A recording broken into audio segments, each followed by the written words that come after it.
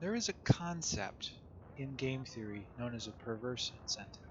And in light of the recent finagling about that FDev's been doing with the economy, trying to get everything fine-tuned the way they like it, I thought I would point out this particular problem because it's something that's pervasive not just in gaming, but across basically the entire world. You can find some great examples of it. Now, what is a perverse incentive?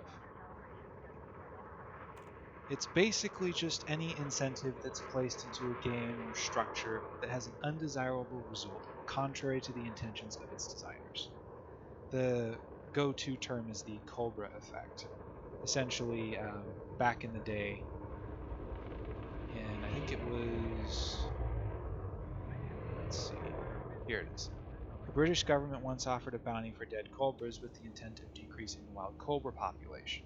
However, enterprising people began to breed cobras for the income, and then when the government became aware of this, they scrapped the program, causing the cobra breeders to set the now worthless snakes free. As a result, the wild cobra population actually increased. So why do I bring this up? Well, Elite Dangerous has always had a problem with the way that it deals with its economics, because the system isn't physicalized. The entire economy in Elite Dangerous is actually just a spreadsheet simulation, where each station and manufacturing point in this game just represents a data point on a network. The game tricks you into thinking that there's actual commerce taking place between systems by having your client, your computer, generate ship traffic based on conditions that are prevalent in the simulation. So if you're in a refinery system, your computer individually is more likely to just conjure up a ship that happens to have certain types of mineral or metal related cargoes. I think low temperature diamonds, if you're trying to pirate low temperature diamonds, I'm pretty sure that it's refinery systems you have to be running around in, but I'd have to double check because I might be wrong there. But the point is that those ships are unique to your computer, or rather unique to the instance in which they occur. So if you're playing an open play and you drop into a system, someone's computer in that system, one of the other commanders, generated the ships that you're seeing, and you're just sharing the instance with them, sharing whatever seed that their computer pulled from the matchmaking server of the Elite Dangerous sim in order to generate those vessels. So because of this, you end up with these interesting little distortions that would never take place in practical effect. You end up with gold rushes. Low temperature diamonds are a great example of this because the economy doesn't generate them at manufacturing hubs. Players have to mine all the low temperature diamonds. You get this incredibly high artificial demand in the game economy for them. And that artificial demand can get really dramatic, causing the developers to have to tamp that demand down through different shifts to their models. You could theoretically have these problems with other commodities, but low temperature diamonds and painite became the most popular because the game peppers them out the rarest. You don't find those types of hotspots as often as you might find hotspots like gold and silver. Or tritium, which is the current trend leader on the EDDB commodities board. And this is actually more demand. Tritium's more demand driven because there's a practical use for it in the economy. The system is conjuring it up at the stations, and then players are actually consuming it at their carriers and taking it out of the economy. Where some of these other things might get circulated around in order to build different materials, but because it's all spreadsheet based, since the system just comes up with numbers for how many ships docked per hour and what they were carrying, and it just basically invents supply and demand from these models. What does that have to do with perverse incentives? Well, these distortions in the economy have become so pervasive that players have gotten used to gaming them. Low temperature diamonds became popular as the latest gold rush because of changes to the mining system during one of the updates that they released. And painite, and void opals have basically kind of remained near the top of the mining circuit for the same reasons, and they'll cycle in and out of favorability based on tweaks to the model, but as a general rule, they don't behave realistically. The the model just kind of creates these spikes and these lags, and no one seems to really be sure exactly how it works. But it's overvalued. And that overvalue is part of the problem. You see, mining is so strong and Elite Dangerous right now that between low temperature diamonds and painite, there just aren't very many other ways to make a competitive amount of money. Even if you were to run tritium, for example, you could still theoretically make more running LTDs than painite. Actually, painite in particular. Painite's back to the top. Now, what's the perverse incentive? Well, if you want to make money in Elite Dangerous right now, the most efficient way to do so is to shoot for painite or LTDs. And that disincentivizes players from engaging with most of the trade system, especially now that Op Ida is done repairing all the stations that the Thargoid War destroyed. There's just no reason for me as a player to engage with this particular mechanic of the game, because for the same amount of time, the same amount of effort, I could produce more value engaging with the mining loop. And that kind of sucks for me because I don't like trading or mining as much as I like one of the game's signature features, and that's combat. See, I'm sitting here right now on one of my combat trading builds. And it used to be, back in the day, I would kind of hope that I would get pulled out of Super Cruise by a pirate because there was an offhanded chance that I could make as much money blowing up the pirate as my entire cargo load was worth. But now, pirates, other players, other types of encounters that prevent me from mining are just viewed as inefficiencies that extend the length of the grind. And that's bad. Because it means that if I want to generate a whole bunch of credits, the most efficient place for me to sit is in flipping solo play. I kind of resent that a little bit, but at the same time I think, well, I need credits so that I can have the actual fun that I want to have, so why would I want to bother with pirates and gankers whose primary objective isn't emergent gameplay, it's to troll me. They're not trying to take my cargo, they're just trying to kill me so that they can get their lolcow milking out of it and move on to the next poor stat who's going to get blown up. Which is a perverse incentive in and of itself, because it keeps me from wanting to engage with open play, a mode that the game almost kind of it almost begs you to want to play in. But there are other perverse incentives that have kind of affected the game too. The PvP meta is so skewed towards combat-oriented ships that, for example, me and my little dinky combat trader here, this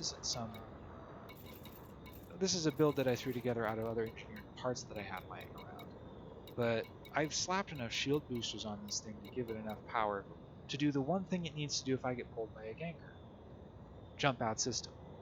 Because if you're in a Python full of cargo racks, you don't have hull reinforcements or shield boosters or any of the other utilities that you need to properly fight the PvP engagement, then you have absolutely no incentive to stick around because the outcome is essentially predetermined.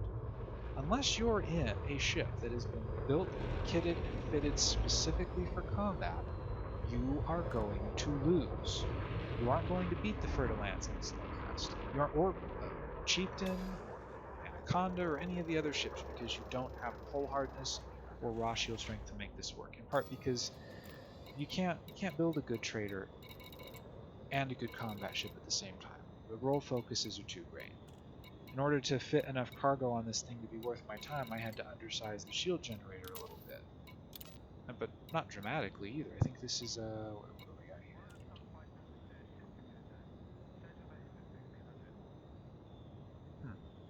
I thought it listed the shield generator size. I think this is, it's a 5B, sorry. It's a 5B shield generator. That's not weak. That's actually only one size smaller than the maximum possible fitted size the Python can stick on. And that's done on purpose because if you wanted to slap a shield cell bank in, you get more raw shield value out of a one size under shield generator and a one size larger shield cell bank. But I guess that's kind of getting off topic. The only reason I even have a shield generator on it this big is so that if I am running an open play and I get pulled, I can flip, boost, pop chaff, dump a heatsink, and then high wake out of the instance. And that's kind of boring. I mean, like, there's a certain level of intensity trying to escape the interdiction, but it gets kind of predictable. I mean, if I'm not in a combat ship and I get pulled, the fight's 20 seconds, maybe 25 seconds, however long it takes for me to charge my frame shift, drive, and jump. And if they happen to be running Grom bombs, well, okay, that just adds another 10 seconds. And this is, this is just strong enough that you're kind of pushing it with Grom bombs, but if you know what you're doing, you can make it. If you time your stuff well. Except that, well, I guess I can't pop a heat sink because this doesn't currently have one on. But in that case, all I have to do is full pips to systems, eat a couple facefuls of railguns and PAs, and with my shields drop, turn on silent. Even with Grom bombs, some tight flying, you're going to be able to get away. And I don't think that's very fun for the PvP guy either, because it basically just makes the whole fight a race to the bottom. So how does FDev fix this? Well, the economy problem is a big problem. I don't think there is an easy fix to it. I think that it's almost an architectural issue, because part of the issue with spreadsheet math is that you just assume that a certain number of ships make it and you run percentages on them, and the traffic isn't dynamic. So if I'm a pirate and I want to park myself in a shipping lane somewhere and raid traffic, it kind of takes something out of the process, that the ships don't have a narrative to them. They're just conjured up so that I can kill them or not kill them. When I leave the instance, they're just unconjured and they go away. I actually respect what Star Citizen's trying to do with their econ sim, because everything in that simulation is physicalized. If a piece of cargo gets generated at a factory, a ship has to physically show up and take that piece of cargo to a station where it gets made into whatever else it needs to be made into so that it can get shipped to another station, and eventually, from the ground up, you literally simulate the economy finding, aggregating, and then building larger materials out of raw stuff that it finds out there. And you eventually arrive at ships. If Star Citizen actually does make it to market, one of their big selling points in their quantum discussion was that their quantum econ simulation will respond to every single ship in the economy that gets destroyed. If your ship gets blown up, part of the factor for calculating the time it takes to replace your ship is that the economy literally has to go out and find all the parts to build the modules, all the modules at their particular manufacturing centers, and it needs to collect all that stuff so that your ship can be built from materials that the economy has to generate. A well-functioning economy will have all that stuff in stock, and the wait times will be lower. But if you're out on the fringes somewhere where those materials aren't available, it will take extra time for the stations that do have them to put them together and then fly your ship out to you.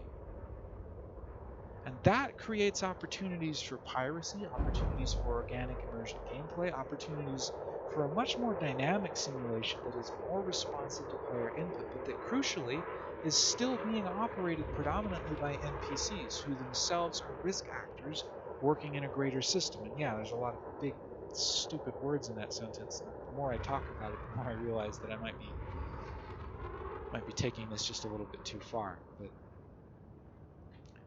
if FDev wants to improve player engagement, I do think that the economy is something that's on the horizon, and I actually hope that Odyssey addresses this issue.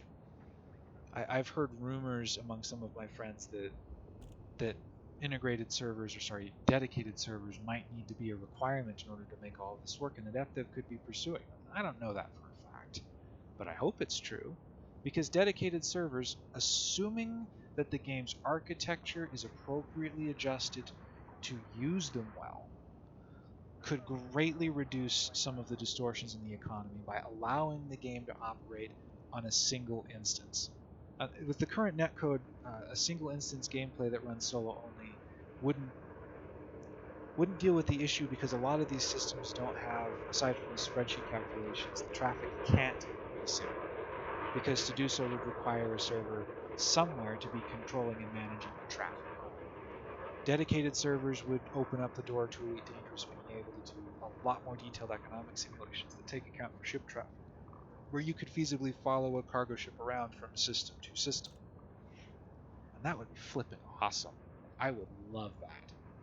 Because it would mean that if you're a pirate and you identify a really juicy target in a high-sec system, that you might have to invest some time into hunting that target across multiple systems, maybe waiting for it to jump into an anarchy system or to bounce through a low-sec system somewhere where you can make the hit. And it means that the security patrols themselves could be actively rendered when you drop into an instance. They're already there. And you have to calculate when you want to pull a ship out of super cruise in order to attack it, because the security patrols could respond sooner if you happen to pull them out closer to a station or to a major patrol route. And you can see from there how the chain can just keep following on. Star Citizen is unnecessarily controversial, I think, because people like to just assume that it's not going to be released because it's taking forever to do its job, and that might be true. But even if it fails, the tech that's being developed is going to make other games on the market on topic. So anyway, I'm only just touching on this issue, and there's a lot more to be said, but I tend to think that short videos are more palatable, so I'll just call it here and talk to you guys all later.